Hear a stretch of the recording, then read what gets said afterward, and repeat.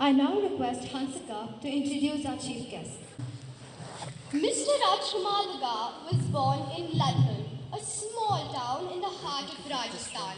He grew up in Bengaluru, where he graduated with a degree in electronics engineering from RVCE and went on to build a well-established career in manufacturing, business development, and customer engagement. As a concerned citizen of our country, he also took environmental and mobility activism. Mr. Dugar has invested his time and efforts in various initiatives that bring benefit to the society. In 2014, he co-founded Vasantnagar Residents Welfare Association and anchored several highly successful projects for 3 years. In 2019, he founded Citizens for Citizens and led many public interest programs like tree planting, street lights, micro-level traffic issues, public transport, tree survey, integration of public transport, train to airport, reviving river Vrishabhavati, etc. He is actively involved in Koti Vriksha Sainya, a movement for the afforestation of Bengaluru. During the past few years, for all his work, he has been felicitated and awarded by a few organizations, including Association for Information Technology for Social Service and St. Joseph's Indian High School as a distinguished alumnus.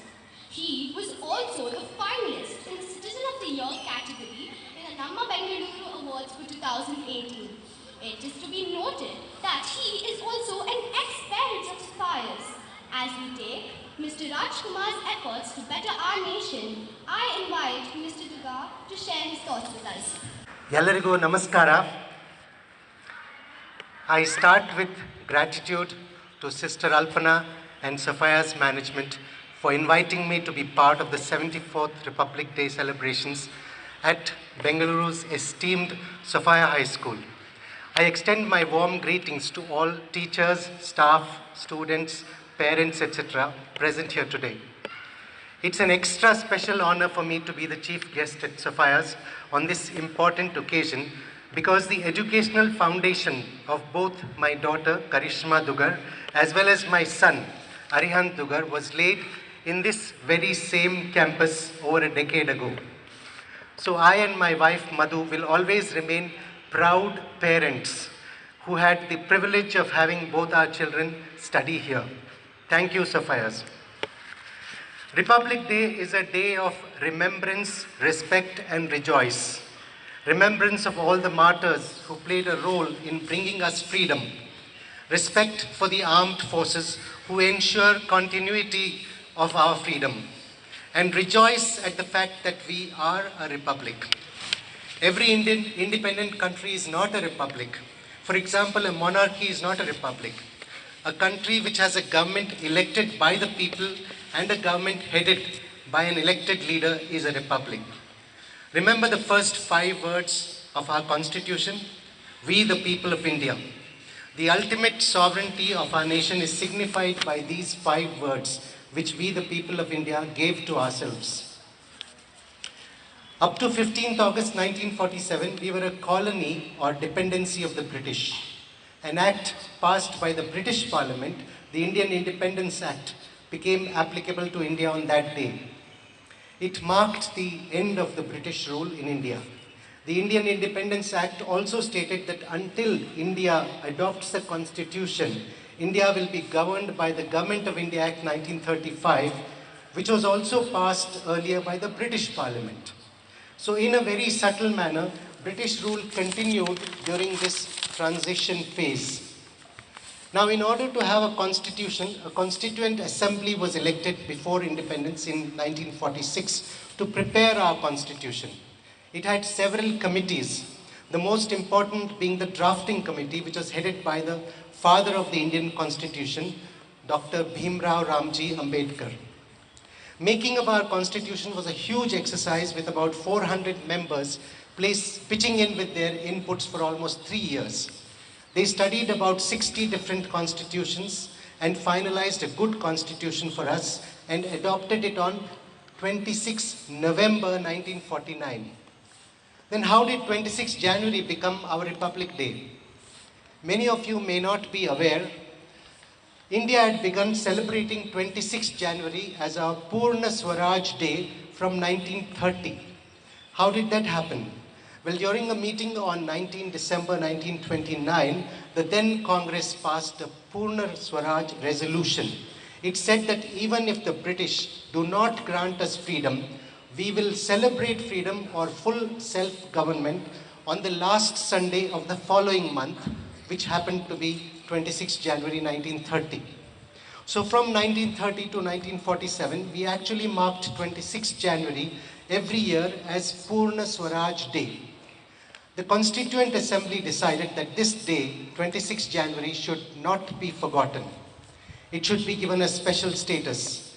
With this background, 26 January was decided as a day when the Constitution came into effect.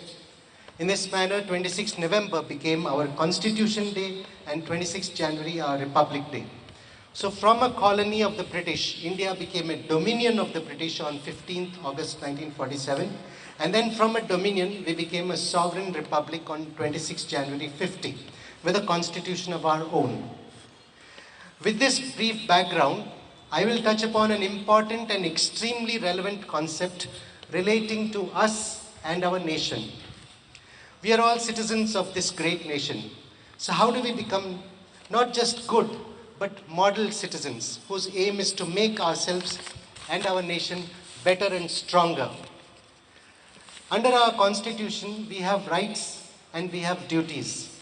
A good citizen understands and abides by them. We must always remember rights and duties go hand in hand. If you have the right to drive on the left side of the road, it is your duty not to drive on the right side of the road. Apart from rights and duties, there are values. Your school crest brings out a few important values: love, truth, detachment, and unity. It is on your shoulders to take India towards becoming a model nation for the world as we move towards completing 100 years as a republic in 2050. Even though there are many challenges, a good foundation has been laid. Now is the time to prepare for takeoff. Empower yourselves for the goal of taking the nation to greater heights. This is your country and it is for you to make it work better. Each citizen matters. I will leave you with a few points to ponder on how to become a good and a better citizen.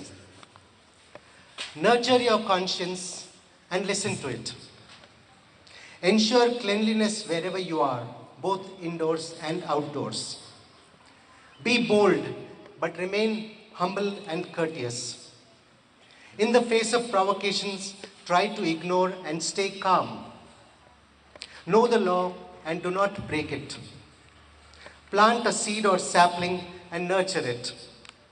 Do not become the cause for pollution of water, air, noise, etc. Help anyone who genuinely needs help to the extent possible. It will make you happy. Be active in your community, society, or neighborhood. Make a difference. Be quick in volunteering for any good cause. The experience will help you. Never stop learning. We learn as long as we live. Changes and challenges are part of life. Accept them and face them. After you turn 18, get your voter ID, never miss voting, and always elect the most dependable and honest leader as your representative. Whatever interests you, do it with passion and become an expert at it. Stand up for your values and against injustice. Look at problems not as problems, but as an opportunity, and work towards solutions, simple, even out-of-the-box solutions. A stronger economy leads to a stronger nation. Arm yourself with financial knowledge and practice financial discipline. Challenge yourself with higher goals in whatever you do or take up. Respect elders, all fellow human beings, plants, animals, and nature. Remember, proper planning, positive attitude, patience, and persistence pays. Keep trying. Participate, collaborate, and innovate to make our nation become a fully developed, happy, and model nation by 2050. Of course, this list can go on and on. Make your own list and follow it with the aim of becoming a happier and better citizen and spreading happiness to all, leading to a better individual, better family, better society, better city, state, nation, and the world. Let us all commit to ourselves to make India a model nation. Thank you all. Jai Hind.